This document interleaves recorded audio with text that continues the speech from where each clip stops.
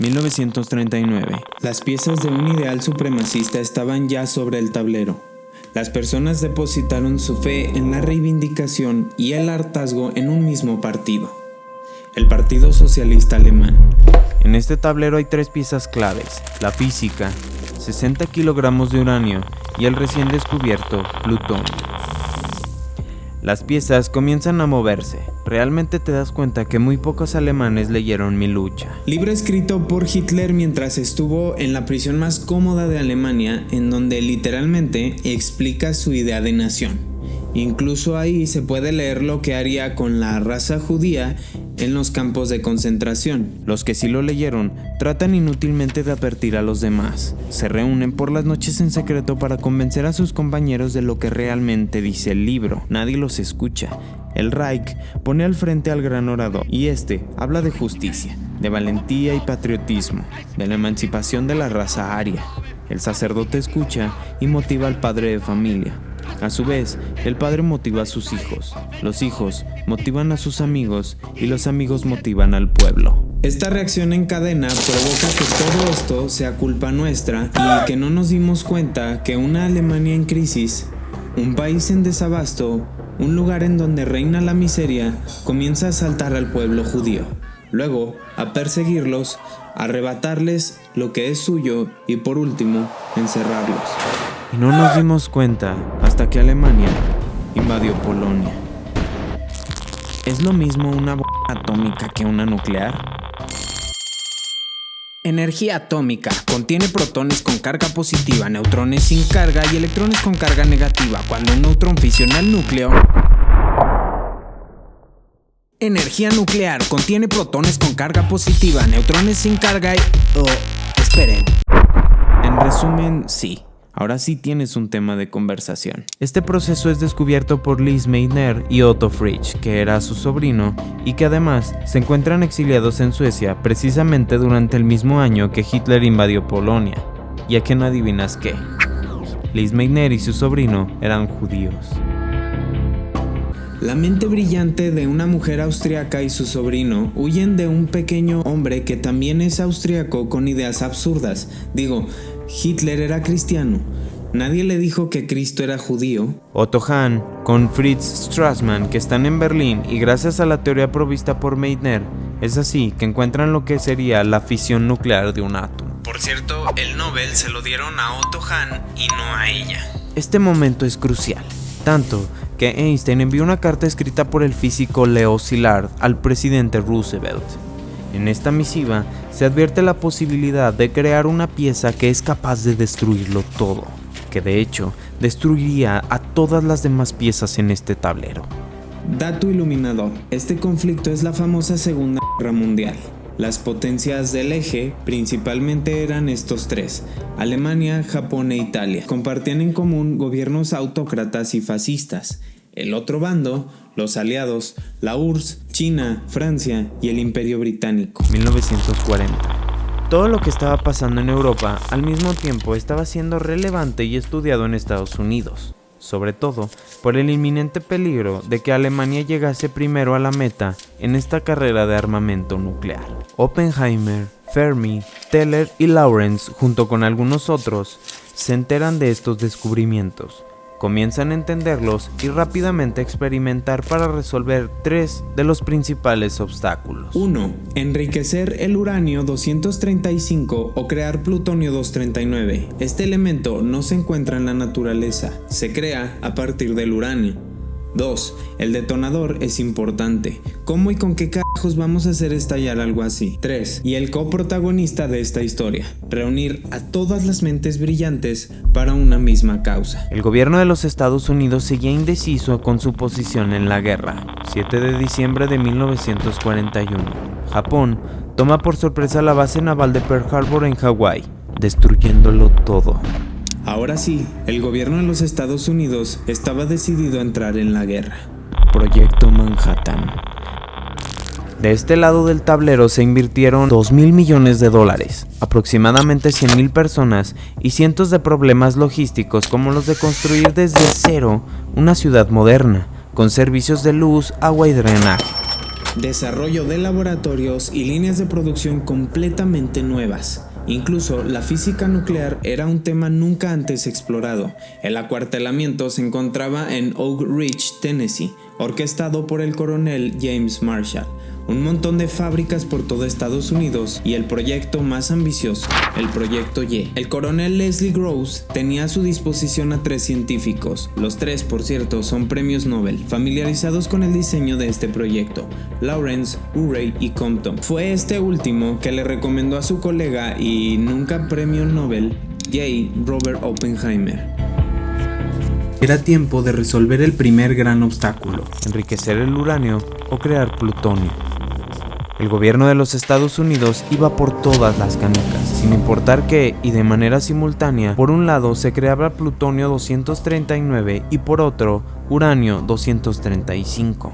El detonador fue un simple neutrón, a diferencia de Heisenberg y su equipo. Es el físico que aceptó desarrollar la bomba atómica para los alemanes. Heisenberg y los alemanes utilizaron deuterio o agua pesada para moderar el flujo.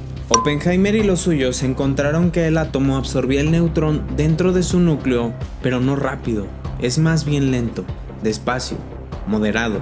Esto pudo haber sido el movimiento en el tablero que marcaría la diferencia. Sin embargo, y como cualquier enfrentamiento de ajedrez entre grandes maestros, una imprecisión aprovechada por el contrincante se convierte en un error. El hidrógeno y el grafito fueron el as bajo la manga, el moderador por excelencia. Este fue el secreto que guardaban en Los Álamos. Mientras todo esto ocurría, en Europa y por todos lados había un caos. México recién se había enfermado del PRI. Los científicos más grandes estaban dispersos huyendo del Reich. Secretos, espías, la terrible guerra del eje contra los aliados, idiotas con rifles siguiendo órdenes para cumplir el sueño de alguien más, arrebatándole la vida a otros idiotas mientras se ganaban 20 metros de territorio entre el hambre, la enfermedad y la miseria. Pasaron los años en esta partida de ajedrez. Un bando metía contra el otro. Se crearon tecnologías nuevas nunca antes vistas. Por un lado, tienes a Alan Turing descifrando la programación más compleja de los números computables. Por otro, tienes a los japoneses experimentando sin anestesia con mujeres embarazadas y niños. ¿O qué tal que Einstein inventando un universo nuevo, descubriéndolo? Uno donde la energía de un cuerpo en reposo es igual a su masa por su aceleración al cuadrado. Y por otro, tienes a Hitler diciendo que eso era ciencia judía y que no tenía validez. Aquí las cosas se dicen por sí mismas, ¿no? ¿Qué puedes esperar de un montón de cobardes? 30 de abril de 1945. En esta parte del tablero, las piezas que parecían de concreto sólido, arias y todopoderosas, en realidad no podían detenerse por sí mismas. 6 pastillas, algunas balas, una mentira, fueron suficientes para el ministro de propaganda nazi, Joseph Goebbels. Hizo lo que mejor sabía hacer durante su ministerio. Engañó, mintió y después asesinó a sus 6 hijos pequeños, envenenándolos a todos ellos. Hitler hizo lo propio. Se recetó una bala directa en la cabeza. ¿Qué esperabas? ¿Verlo sentado en los juicios de Nuremberg?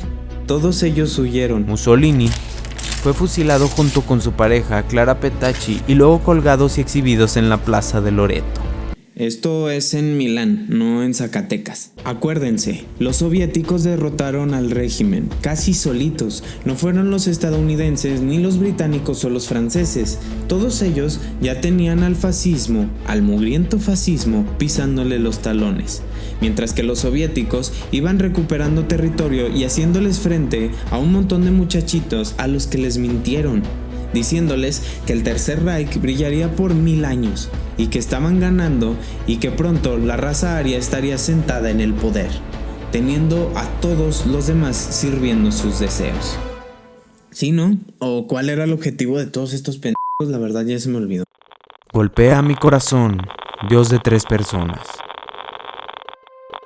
Oppenheimer y el resto del equipo se disponen a realizar una prueba que serviría en 3 o en más sentidos. 1. Comprobar si todos estos años de investigación darían resultado. 2. Probar que no incendiarían la atmósfera. Y 3. Decirle a Rusia quién la tenía más grande. A esta prueba se le bautizó como Trinity en honor a un poema y fue todo un éxito. 16 kilotones, o sea 19.000 toneladas de TNT, una onda de choque que se sintió a 160 kilómetros de distancia, una nube de 12 kilómetros de altura que ni el mejor marketing de propaganda nazi podría difundir. Era la primera arma nuclear, la primera semilla de la destrucción de todo el tablero había germinado. Sus frutos nos brindaron una nueva manera de destruirnos de una vez por todas. Me he convertido en muerte, destructor de mundos.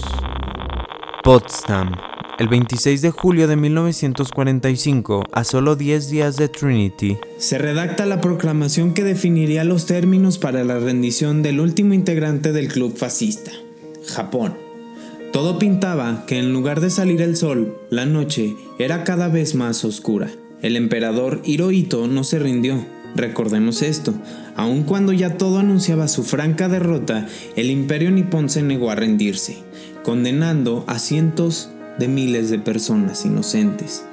Por decisión de un solo hombre, condenó al fuego atómico a más de 200.000 personas. Little Boy, el 6 de agosto de 1945, a 4 meses de la muerte del Führer, un bombardero llamado Paul Tibbets, por órdenes del presidente de los Estados Unidos, Harry S. Truman, pilotó un avión que bautizó con el nombre de su madre, Enola Gay. Vaya homenaje. Voló sobre la ciudad de Hiroshima.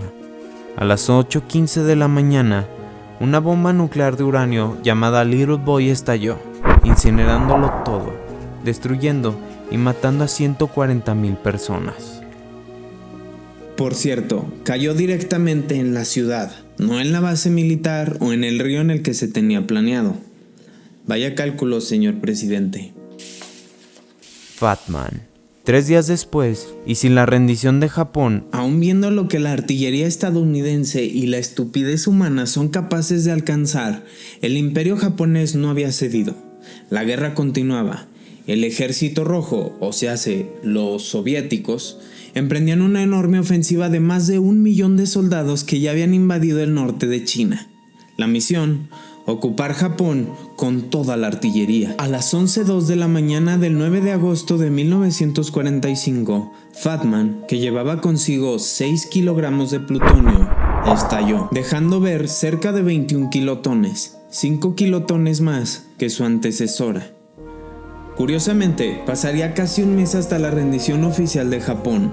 Claro, había una que otra cosita que aclarar, y esto también debe ser recordado. Destruyeron el tablero. No había cómo defenderse de algo así. No era un alfil, no era un caballo, ni siquiera era una dama. Es como jugar piedra, papel o tijera y que tu contrincante de repente saque una granada. Las piezas que usaron forzaron a la rendición de un rival, uno al que no había por qué tenerle piedad. Uno que jugó con trampas, que lastimó y que torturó a miles de personas con sus experimentos y sus ideas. La cosa aquí era grave. Al final, pagaron los mismos, los únicos que no tenían nada que ver, los peones. Sacrificaron más de los que caben en un tablero. Oppenheimer, Szilard e incluso el mismísimo Einstein se opusieron abiertamente al bombardeo. Louis Strauss, un funcionario del gobierno que tenía aspiraciones a ser presidente quizás, se encargó de cazar a todos ellos. Un armamentista, un republicano recalcitrante que, si ven la nueva película de Nolan, les va a definir cómo es que se escribe un buen villano. Patrick Blackett, un físico que en otrora fue maestro de Oppenheimer, dijo: el bombardeo de Japón no significa el fin de la Segunda Guerra Mundial, es el inicio de la Guerra Fría con Rusia. A pesar de todos los esfuerzos, no lograron detener las pruebas nucleares, que ya no se hicieron de uranio o de plutonio, sino que eran la famosa bomba súper, o sea, millones de toneladas de TNT. El emperador de estas bombas fue el detonada el 30 de octubre de 1961 por la Unión Soviética.